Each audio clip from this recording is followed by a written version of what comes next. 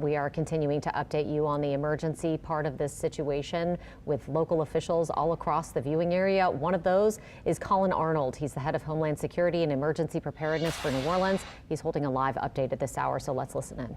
Day where, schools are closed, government's closed. We're still encouraging people to stay home. We're going to have to evaluate Thursday. We're talking about possibly, having a late arrival. We're going to have to see how that goes because what we are seeing is that the continued temperatures being below freezing over the next day and a half, the snow that we have is not really going to go anywhere.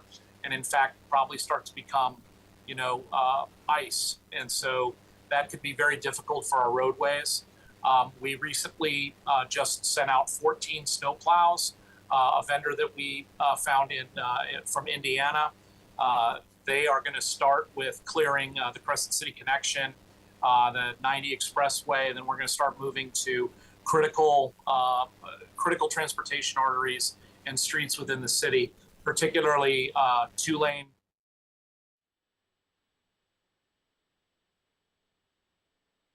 From there, the plan up here, the EOC is developing maps of areas to clear up. A lot of those are going to center around hospitals and critical facilities. We're going to continue to work through that.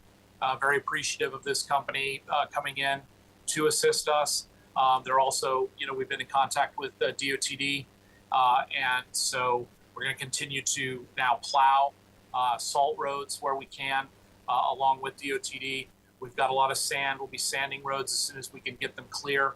At this point, with this amount of snow, I would say the difference between our 2014 event that we've worked off of was mainly an ice event. This is a snow event, which is completely different than I think what most of us have experienced before.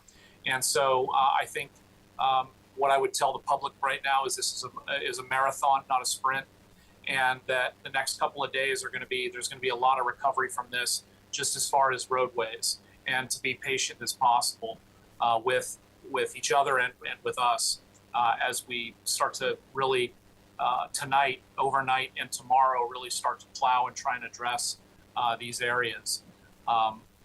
With that, on the human services side, we continue to have Rosenwald as a warming center and shelter. Quite frankly, it's at capacity. So this afternoon we did open up Tremay Center, another rec center, thanks to Nordsea. We're able to open that up. They both have backup power generators on them. We haven't had to use them. Power has been quite stable today. We have not seen a significant amount of power outages, no more than any other day of what we would call blue sky day, where nothing's going on. So there have been some intermittent power outages here and there, but nothing of any significant number to report on that front. Also from the utility side, Sewage and Water Board, we're not hearing anything about increased water demand or any water issues going on. I will say that the longer we are under these 32 degrees and in this freeze, when it starts to get to 48 to 60 hours of time below freezing, I would anticipate that we'll start to see, pipes breaking and different things that happen during some of these extreme cold events. And so that's where we're at right now on the human services front. We've been in contact very frequently with the state's operation, their transition shelter they've been running, and I have nothing to report from there. And I think that they would be the best to discuss, anything that they have going on now. We have agreed that should something happen or power outages and the like, that we would work with them with our rec centers to provide an alternative location should that become necessary. Thus far, it has not. With that, the Emergency Operations Center is active. We'll be active 24/7 throughout this. As I said, Wednesday we're closed as far as the city services, other than essential services, and schools as well. And then we'll be reevaluating for exactly where we're going to be on Thursday. With that, that's kind of the updates that I have right now. I think the most significant update is we do have plowing operations for the first time that I can recall, snow plowing operations throughout that are working. They're going to work throughout the city. And so I'll stand for any questions that you might have. Okay, great. We will, thank you so much, Colin.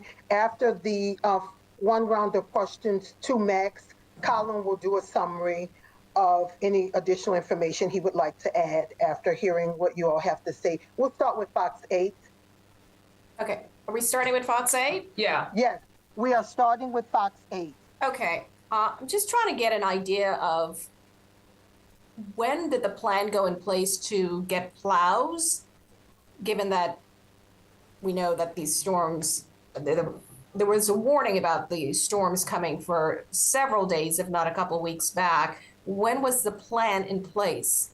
Did you have a plan in place to get plows, and how long do you think it's going to take to clear these critical arteries? We started working on acquiring snowplow services several days ago. We were not successful in actually finding them anywhere within a reasonable distance. This actually came to us this morning. A company essentially started working down towards this area through Mississippi. We were put into contact with them, did the background on them. We've entered into an emergency procurement with them, and they're here to help, and we're here to utilize that assistance. And you know, this is new for all of us as far as actually plowing. But I will add that the salting and sanding was going on frequently until the snow just overtook the capacity. At some point, enough snow falls that sand and ice are not they're not doing anything. It just becomes the snow overwhelms that type of operation. So I think having the plowing available to us now is going to be great over the next day or two. And Colin, you talked about the dangerous conditions that can happen once the snow starts to melt and that ice gets on those roads, and reminding people out there to make sure that you stay off the roads because it can be very dangerous. What are you guys doing to handle that situation? Again, I know you're salting the roads and everything. Is this going to be a continuous process? Or are you going to be doing this every day? Like, what does that look like? And we're going to continue this 24/7 until we have a handle on it, or, you know, and if we need to, you know, go and find more resources, we're going to do that. We're going to do whatever it takes. What I will say is that, you know, law enforcement and DOTD, both, you know, the state and PD, leaned forward very quickly at 4 a.m. and started closing off a lot of the interstates and the major expressways and interstates in the area. And I think that that's made a huge difference. We haven't had traffic accidents. We haven't had a lot of people stuck on interstates. It's been very quiet. But quite frankly, the reason why this has been successful today is because of the public.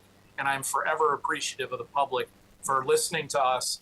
We say it during hurricane season to shelter in place, people do.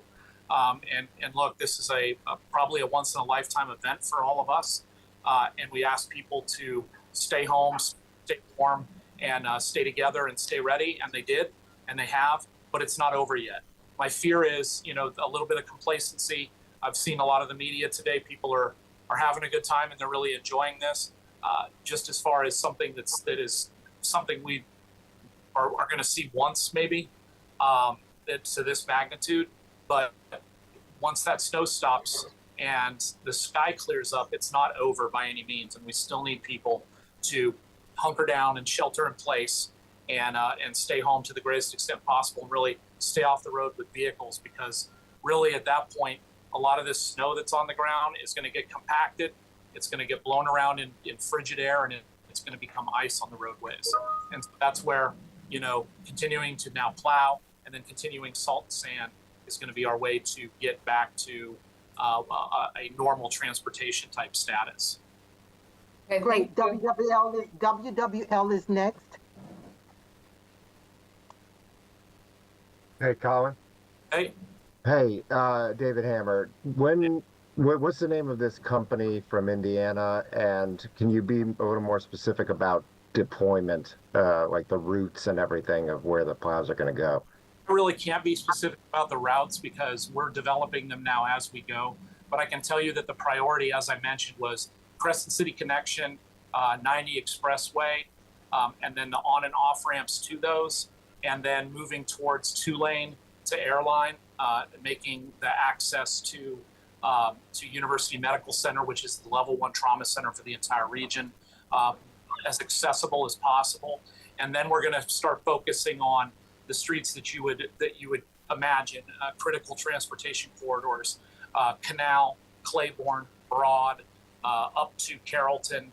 And then we've got some requests from Jefferson Parish to assist out near East Jeff. We're going to do that. We've got some requests at the airport. We're going to do that. And so this is going to be a continuous thing. We've also given the company all of our police districts, and they're coordinating with NOPD, and they'll begin plowing critical streets within each police district according to what NOPD believes is the best plan from a safety and security standpoint. So that's kind of the attack that we're doing right now. I'm going to turn my head to get the company's name.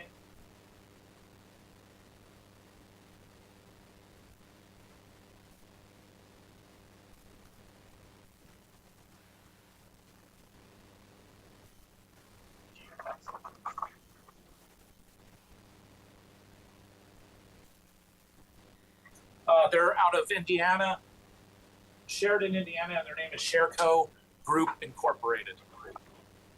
SHERCO Group Incorporated. And we're routing emergency procurement documentation for that now. Anything else, David? No, I'm all set. Thank you. Okay, great. Anyone on from WDSU? Okay, we'll move on to Ben Myers.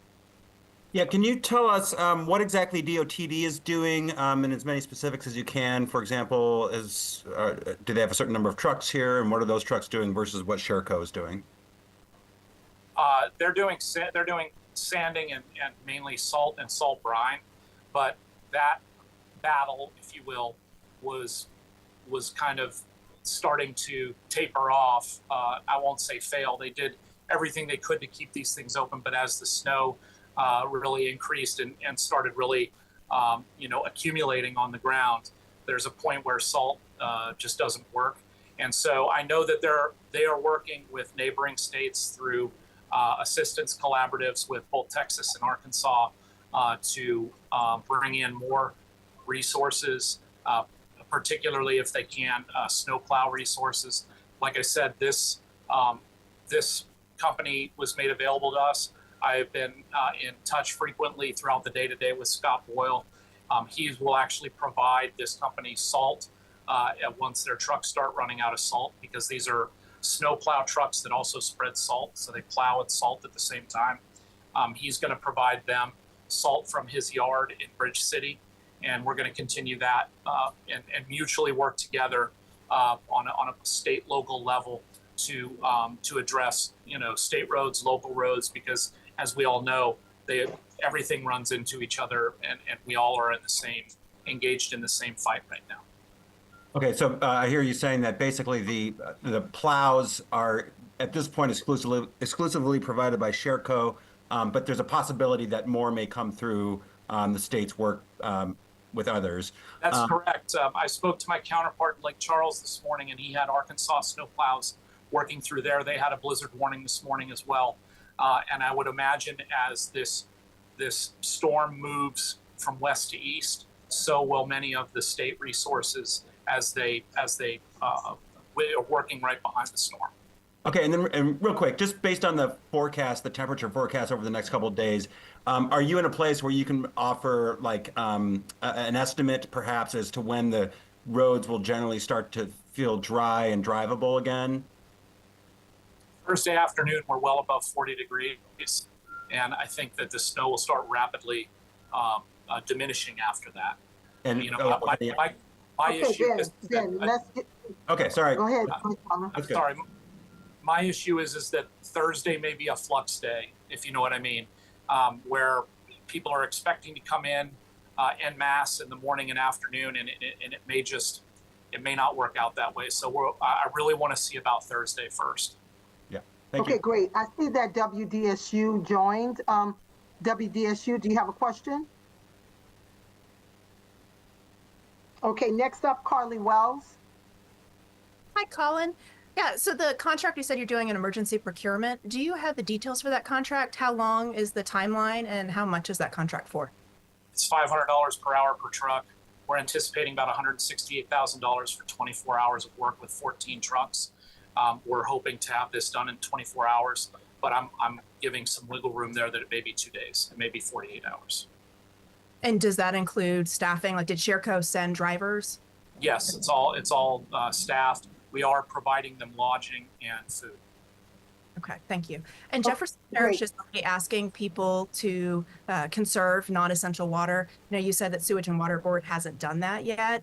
Do you think that's something that may happen in the next 24 hours? I mean, I think as a practice, it's a good idea to do that anyway. Typically, people use their most water demand is in the morning, washing dishes, showers, cooking, laundry, and the like. I think that a good practice is to, when we're in a situation like this, is to minimize it as much as possible if you can, or spread it out throughout the day, just to allow in the morning for the pumps to replenish the water system that was probably used overnight by 300,000 customers potentially dripping water through faucets. But when we do get that word from Sewage and Water Board, we broadcast it through NOLA Ready far and wide to make sure that people understand that. I think it's a good practice all the way around. Okay, thank you, Colin. Next would be Sophie Kazikoff, the advocate. I'm wondering how many beds are available at the Treme Rec Center, Colin, and also can you tell us whether people are still able to get transportation to the emergency warming centers, or is that no longer possible? I would recommend people call 311 if they need transportation. We are still able to manage a limited amount of that through RTA Paratransit, realizing the RTA has secured their transportation en masse since last night because of the road conditions. But we are still able to move people as needed if they need assistance. And I've heard of nothing right now that is precluding anyone from getting there. And I'll get back to you on the number, how many are available, because I don't have a minute-to-minute tally for Treme right now. I would add too that I have 2 more rec centers that are available with generators in case we need them. Okay, Katie, you're up next. I have no questions. Thank you so much. Okay, Katie. Lauren, do we have a Lauren Watt on the line? And there's someone that logged in as D-Post, D-P-O-S-T. No questions? One more person, SpacNet. I think David had a follow-up, Latrice. Okay, yeah, I'm giving everyone one sorry. question.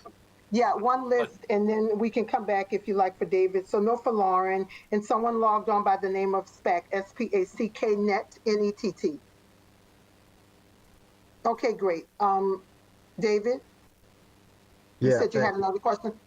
Yeah, thank you. Real quick, Colin, we're getting some questions from folks about whether there's any kind of danger of a certain amount of accumulation on roofs causing anything to collapse. Do you know anything about that? Like, are there concerns about how much roofs can handle? Not an engineer. I think it's a valid concern to a certain extent. I will say, this snow, it's not significantly wet. So from what I've been hearing from National Weather Service, it's pretty dry and powdery. I think there obviously will be a weight component to it.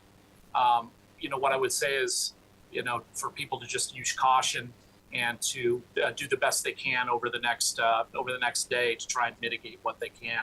But I certainly do understand that concern. Okay, David, thank you so much. And Ben, I think you had one more. No, I'm good. Thank you. Okay, great. Colin, anything else you'd like to add before we wrap this up? No, I just appreciate everyone, the questions. I hope I've provided enough information. This is a very unique situation, and it's another one for the books. But we're going to continue as we identify gaps and resources that we need. We're gonna work to address them and find them. I think the main, top line that I'd like to try and communicate to the public is, it's been a very unique day, and I've seen a lot of people outside having a good time, and that I just don't want the headache of this in the next 2 days. I think will be something that we're going to need to address, and we're going to do the best we can to do that. I just want to manage expectations. We just want people to be safe, and we're going to get the roads as clear as possible as soon as possible. And one last time, I'm sorry, did we miss anyone? I just had one more question I wanted to follow up. It's Liz with Fox 8. Go ahead, Liz. Carlin, so many businesses are really waiting until those roads are open to say it's okay to reopen because they need their workers back. But obviously, you can't get your workers in if they too are traveling on those same roads that are not passable. So what would you say at this hour to businesses wondering when they would be able to reopen? Because they're relying on their workers, really. And I know you're saying Thursday. So I think at some point Thursday Thursday is realistic. But again, I think this is unprecedented. I know tomorrow is out. Thursday will be a very a priority for us to try and get back to normal. Whether that's going to be possible, I know I asked for patience a lot from everyone, but just realize this is something that is not usual for this area, and so we're going to do everything we can. I think Thursday, at some point during the day, we'll be able to kind of look at this and say, all right, I think we're getting in the clear. Great. Thank you all so much for logging in, and we will definitely make notification regarding the next update. You all be safe. Thank you.